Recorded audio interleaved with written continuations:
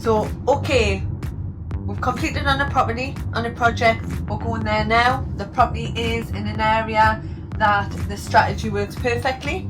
So we're going to go on the property, we're going to have a look around, put a schedule of works together, make sure we haven't missed anything. This is more of a fluff and buff project than a fall back to brick.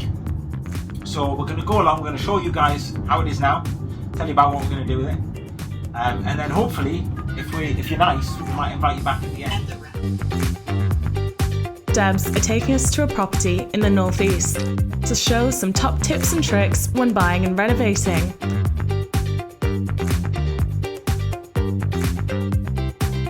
We'll be learning how to source properties, overcome challenges, and spot the signs when restorations are needed. So welcome to Project Virgin. We're going to show you how we source this property in the hot market and what our plans for it are. So I tell you what, let's go in and have a look.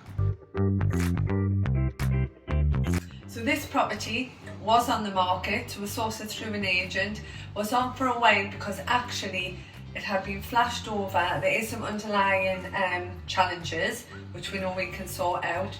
So the agent didn't get what they wanted for the property, but they knew that we would complete quickly and buy the property as we said we would. So it was a win-win for the agent and a win-win for us.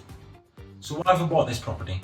So what we're going to do with this property is we're going to renovate it, bring it up to standard, and then there's a charity who actually have their offices only about a mile down the road. We're going to lease it to them for 5 years, and they're going to put some of their vulnerable adults in to give them a nice, cosy, safe, secure home. I'll just wait for Debbie to finish talking, right? So this video, guys, is all about what are we going to do to the property to bring it up to standard. So in this episode, we're going to show you the underlying problems in the property, how to spot those problems and how to deal with those problems. Great thing is we've got a fridge. This will be great for the CIC because we need to supply the white goods and it looks in good nick. You might look at the kitchen and think actually that looks really good, but what we're going to do is the doors and the carcasses are great and it will cost quite a bit of money to actually put a new kitchen in here, maybe it's 2,000 or 3,000. So what we're going to do is we're going to spray these lovely doors, maybe it's a nice grey colour, plus from the northeast, a little bit tight on money, but we're going to keep the benches and we're going to put some lovely white metal tiles with a nice grey grout just to give it that different wow factor. And we're going to also paint the walls all white. A microwave, that would be great for the CIC. And the cooker, let's have a look. I hope they haven't left a chicken or anything in here. Actually, that's not bad at all. That's nice and clean. So that saves Angus is doing some cleaning. Now we'll hear Angus's top 3 tips for sourcing properties. So 3 sources of properties for you to potentially purchase.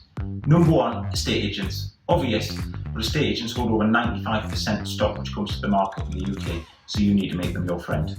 Number 2, auctions. Lots of people are scared of auctions. Shouldn't be. It's just a different way of buying a property, and if you understand the process, you're swimming in a far smaller pool of investors. Number 3, talking to people. Just talking to people out there. Everybody knows somebody who's wanting to sell a property at a particular point in time. So you can find out about it just by using this and using these. Angus loves an old boiler, don't you, Angus? I do. Loves old boilers. I do. I work with old boilers all the time. I'm talking about this one here. So, what are we going to do with this boiler? So, we've planned for the worst, we're hoping for the best. This is a fairly old boiler, but it is a combi, okay? We're going to get it checked, we're going to get it serviced. If it works, great. If it doesn't, we've budgeted for a new one within our renovation budget. And the good thing is, if we did have to replace this boiler when the tenant moves in, it wouldn't be too much disruption because it's tucked away and it'll be just a boiler swap. So that would be good. So we could keep it for a while and then see what happens. Exactly.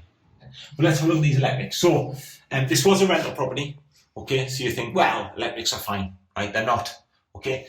So this box is a plastic box. It's an old fuse board, and it's on an emergency exit. So it's on the exit out of the property, okay? So we know as a minimum in terms of the electrics, we're going to have to change that to a metal box, which has fire protection on it. So there's going to be some electrical spend on this, definitely that, definitely some stuff on the sockets and switches. We're going to get an electrician in to check the other stuff, but we have got money in our budget to upgrade the electrics. Let's see how the living room is looking. What renovations might it need? So what we've got here is a fairly dark, dingy living room. Okay, and you might say it's fine, but actually we need to think about when we're looking at changing the property, and the surveyor comes around to reevaluate, we need to make it look materially different to justify an uplift in value. So this room, this wallpaper's coming off, the TV's and brackets coming off. We're going to lighten it up, light grey paint, and replace the carpets because they're pretty worn. If you look at the sockets and switches throughout, they're all higgledy-piggledy and different. So some are chrome, some are white. We're going to make them all uniform, and this room's going to be a far better, brighter open space. In the next episode, we'll be checking out the upstairs of the property to see what challenges that has in store. And Debs will be demonstrating how to incorrectly sit on a chair. Join us next time for more.